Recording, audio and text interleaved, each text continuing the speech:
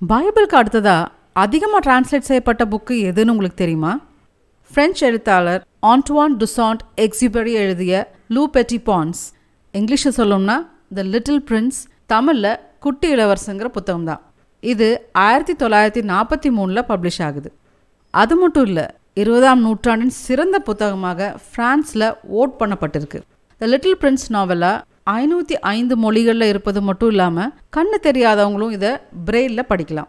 Chinese மொழியில் மட்டுமே 70 versions இருக்கான். அப்புறம் கொரியனில் இதுக்கு 50 வெர்ஷன்ஸ் இருக்குன்னு சொல்கிறாங்க. அடேங்கப்பா! தமிழில் இந்த புக் 1981 கிரியா பதிப்பக வெளியீடாக வெளிவருது. இதை பிரெஞ்சில் இருந்து மொழிபெயர்த்தவங்க வே ஸ்ரீராம் மற்றும் மதன கல்யாணி. 2005 இந்த புத்தகத்தை நார்த் அர்ஜென்டினாவின் மொழியான தோபால டிரான்ஸ்லேட் பண்ணியிருக்காங்க. அப்படி என்ன இதில் விசேஷம்னு கேட்குறீங்களா? இதுவரைக்கும் பைபிள் மட்டும்தான் இந்த மொழியில் மொழிபெயர்க்கப்பட்டிருக்கு. ஒரு வருஷத்தில் 2 மில்லியன் காப்பீஸ் விற்பனை ஆகிற த லிட்டில் பிரின்ஸ் புக் இதுவரை உலகம் முழுக்க 140 மில்லியன் காப்பீஸ் விற்பனை செய்யப்பட்டிருக்கு. புக்ஸ் மட்டும் இல்லை, பல ஆர்ட் ஃபார்ம்ஸ்லேயும் மீடியாலேயும் இது படு ஃபேமஸ். இந்த புக்கை பேஸ் பண்ணி பல படங்கள், BBC radio adaptation, stage show, graphic நாவல், ஜப்பானில் அனிமேஷன் டிவி சீரீஸ், ஃப்ரான்ஸில் டிவி சீரீஸ்னு எடுக்கப்பட்டிருக்குன்னா பார்த்துக்கோங்களேன் இது எவ்வளோ பெரிய பெஸ்ட் செல்லர்னு.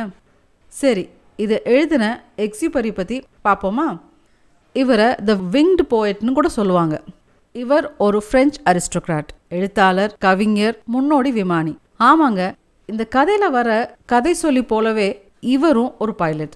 இந்த கதை கூட லிபியா பாலைவனத்தில் இவருக்கு பிளேன் கிராஷ் ஆனதை வச்சு இன்ஸ்பயர் ஆகி எழுதியிருக்காருன்னு கிரிட்டிக்ஸ் சொல்கிறாங்க. இந்த கதை பப்ளிஷ் ஆன விதமும் சுவாரஸ்யமாக இருக்கும்.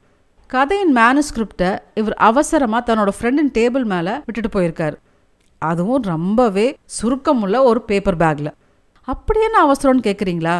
மிலிட்ரியில் திரும்பவும் சேரத்தான். கையில் எழுதப்பட்ட அந்த 140 பக்கங்களில் நிறைய இடத்துல ஸ்ட்ரைக் பண்ணப்பட்டிருக்கு. ஆங்காங்கே காஃபி கரைகளும் சிகரெட்டால் சுட்டுப்பட்ட பக்கங்களும் இருந்துச்சான். எக்ஸுபெரி இறக்கிறதுக்கு 1 வருஷம் முன்னாடி இந்த புத்தகம் பப்ளிஷ் செய்யப்படுது.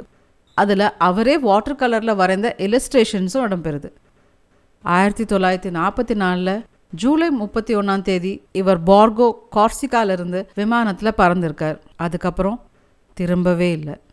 2000 100 ஃப்ராங்க் காயினில் முன்னாடி பக்கத்தில் எக்ஸுபெரியின் உருவமும் பின்புறத்தில் குட்டி இளவரசரின் முகமும் வெளிவந்துச்சு. அப்புறம் ஏப்ரல் 2021 த லிட்டில் பிரின்ஸின் 75வது வருஷத்தை கொண்டாடுற விதமாக French postal service the little Prince stamp வெளியிட்டாங்க. அது மட்டும் இல்லை, 2020 ஜூன் 29 த லிட்டில் பிரின்ஸ் டேவாக கொண்டாடப்படுது. ஏன்னா அன்னைக்கு எக்ஸுபெரியின் பிறந்த நாள். இந்த புக் இப்போ பல யூனிவர்சிட்டிஸ்லையும் ஃப்ரெஞ்ச் பிகினர்ஸ்க்கும் ஸ்கூல்லையும் சொல்லித்தரப்படுது.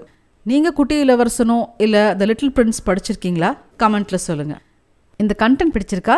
அப்போ உடனே ஒரு லைக் போட்டுட்டு எங்கள் சேனலுக்கு சப்ஸ்கிரைப் பண்ணி உங்கள் ஃப்ரெண்ட்ஸ் அண்ட் ஃபேமிலிஸ்க்கும் ஷேர் பண்ணுங்கள்.